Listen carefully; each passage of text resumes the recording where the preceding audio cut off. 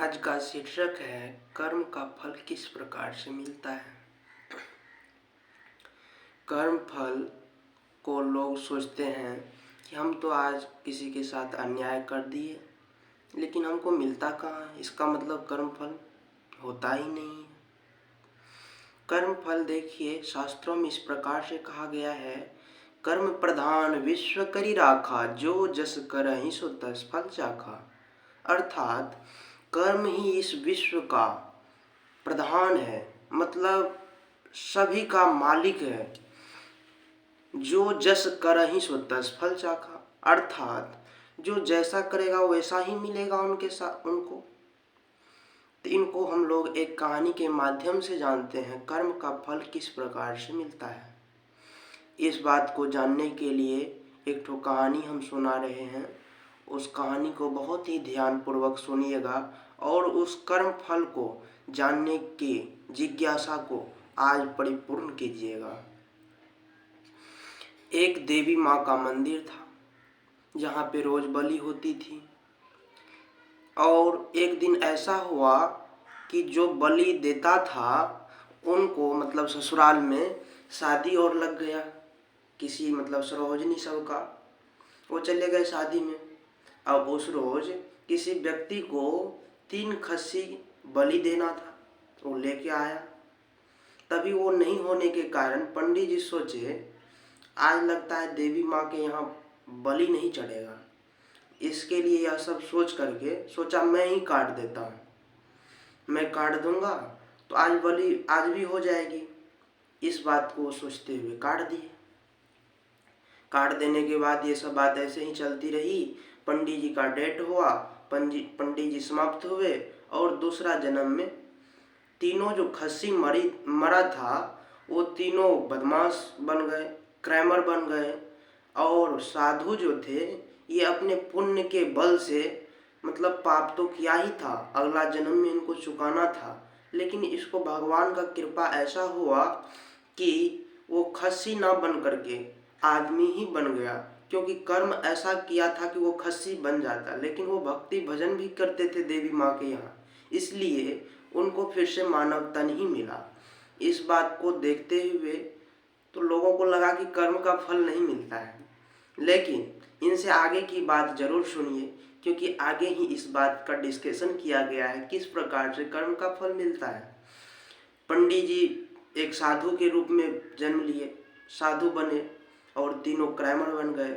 एक दिन ऐसा हुआ कि तीनों क्रैमर ने सोचा कि अगर हे काली माँ, हे मतलब देवी माँ, अगर आज मेरा चोरी सक्सेस रहा, इस सेठ के यहाँ इतना माल पत्र हाथ लग गया, इतना रुपया पैसा, तो मैं एक व्यक्ति का ही बलि दूंगा।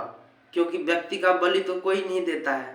व्यक्ति का बलि में वही पंडित जी पकड़ा गए। माल जितना सोचा था उतना उससे ज्यादा ही रुपया उनको हाथ लग गया चोरी में। और वो सोचा कि अब तो लोग का बलि देना बहुत जरूरी है। तो साइड में ही उसका कुटीर पड़ता था उस पंडित जी का, जो कि महात्मा बने हुए थे इस जन्म में। उसके पास गया, सोचा यहाँ तो और किसी आदमी को ले जाएंगे बलि देने के लिए तो बहुत शर्त है, बहुत चैलेंज को पार करना पड़ेगा, लेकिन इस महात्मा को ही दे देने में बलि फायदा है। क्योंकि नहीं तो इनको आगे नाथ है ना ही पीछे पगहा है, कौन इसको खोजेगा। भले इसका ही बलि दे दें और अपना जो प्रण लिए थे वो पूरा हो जाएगा। उनको पकड़ के ले जाते हैं। जिस प्रकार से खस्सी का बलि दिए थे वही कर्म इनको खींच करके ले जाते हैं बलि के पास और पंडित जी को बोलते हैं। पंडित जी पूछते हैं कि मुझे कहाँ ले जा रहे हो तुम सब। तो बोले तुम्हारा पूजा सक्सेस हो गया है, पूजा पूरा हो गया है, अब तुम्हें मोक्ष मिलेगा, डायरेक्ट भगवान के पास जाना है तुमको। लेकिन ले जाते हैं तब तक में महात्मा सोचते हैं लगता है कोई न कोई बात है। तो महात्मा ध्यान करते थे तो सोचे कि जो एक बार ध्यान कर लेते, एक बार प्रभु का याद कर लेते हैं, क्यों मेरे साथ ऐसा हो रहा है, क्या मैंने गलत किया, बहुत अच्छा ही किया मैंने। तब उसको मतलब वो बोलते हैं कि ठीक है तुम मुझे बलि दे देना, लेकिन 1 घंटा मुझे पहले ध्यान कर लेने दो, उनके बाद मुझे बलि दे देना।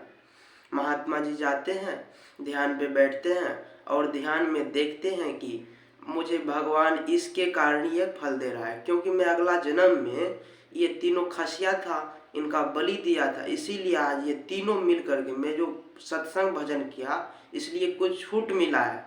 नहीं तुमको 3 बार खसी में जन्म लेना पड़ता और 3 बार कटना पड़ता, लेकिन भगवान का ये कृपा है कि एक ही बार में मेरा उद्धार हो जाएगा।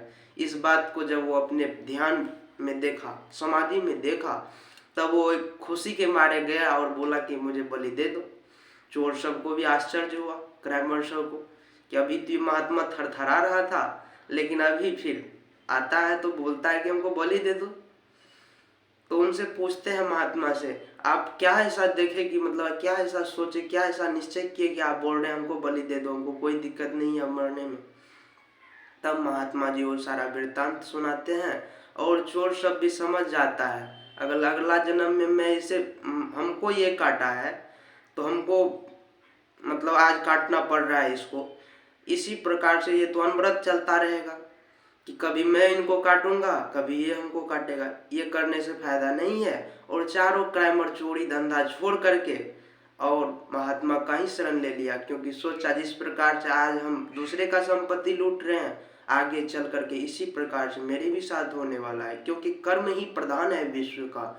इसीलिए वो तीनों महात्मा बन गए, वो महात्मा जी का शिष्य बन गए। यही था कहानी का शीर्षक, कर्म प्रधान विश्व करी राखा, जो जस करे सो तस फल चाखा। इस प्रकार से व्यक्ति को कर्म का फल मिलता है। कोई व्यक्ति कहता है कि हम मांस मछली को काट रहे हैं लेकिन हमको फल नहीं मिलेगा, तो ये उनका झूठी सोच है, ये उनका नासमझ का कारण है। जो व्यक्ति इस बात को समझ जाएगा वो व्यक्ति ऑटोमेटिक वैष्णव हो जाएगा। जो अगर वैष्णव नहीं बन रहे हैं तो समझिए आप उसको निमंत्रण दे रहे हैं कि आज हम आपको काट रहे हैं, कल आप हमको काटना।